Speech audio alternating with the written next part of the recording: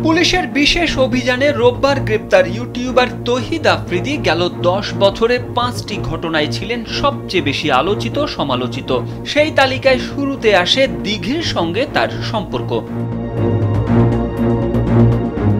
তৌহিদ আফ্রিদি এবং মডেল ও চিত্রনায়িকা দিঘিকে প্রায় একসঙ্গে দেখা যেত। তাদের দুজনের আড্ডার ছবিও ফেসবুকে পোস্ট করা হতো। ইউটিউবেও রয়েছে তাদের বেশ কয়েকটি ভিডিও। বেশ কিছু ছবিতে তাদের দেখা যায় রোমান্টিক ভঙ্গিতে। ছবিগুলো ভাইরাল হয়। অনেকেই ধরে নিয়েছিলেন তারা দুজন প্রেম করছেন। এ নিয়ে নিয়মিত চর্চা হতে থাকে। 2022 সালের দিকের ঘটনায় নতুন করে আলোচনায় আসেন আফ্রিদি।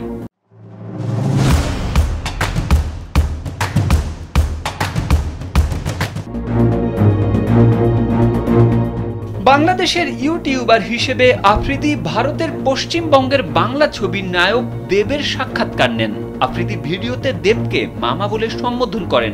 বোঝা যায় তাদের সম্পর্ক বেশ ভালো। আলোচনার শুরুতে দেব বলেন, তুমি শুধু বাংলাদেশে নও, আমাদের এখানেও পরিচিত। তুমি আরো ভালো কাজ করো, মানুষকে যে কোনো ভাবে ভালো রাখার চেষ্টা করো।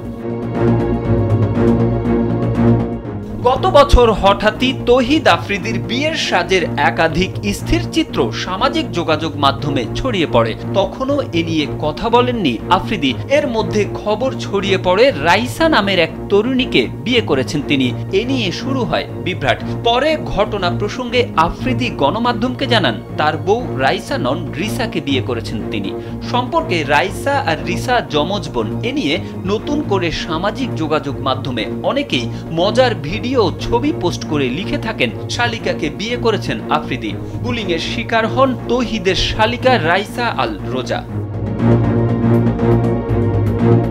গত বছরের কোটা আন্দোলন ইস্যুতে সারা দেশে যখন একের পর এক নৃশংস ঘটনা ঘটে চলে, তখন নীরব ছিলেন দেশের আলোচিত এই ইউটিউবার। তার কিছুদিন আগে ঢাকা মহানগর পুলিশ ডিএমপির গোয়েন্দা বিভাগের সাবেক প্রধান মোহাম্মদ হারুন আর রশিদের ছবি ও ভিডিও ভাইরাল হয়। ডিবির এই কর্মকর্তার সঙ্গে একাধিকবার দেখা করেন আফ্রিদি। তাকে নিয়ে ভিডিও শেয়ার করেছেন।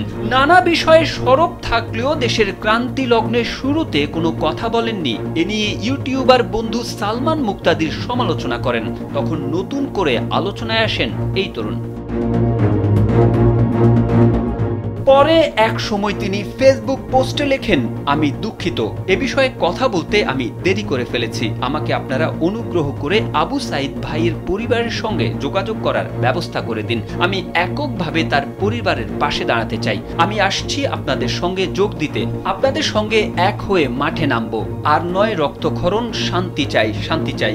এই পোস্টের পর আফ্রিদি আবার শিক্ষার্থীদের ক্ষোভের মুখে পড়েন। আবার ভাইরাল হন তার এই স্ট্যাটাস। মূলত প্রহসন হিসেবেই নেন শিক্ষার্থীরা। তারেক আহমেদ, কালবেলা।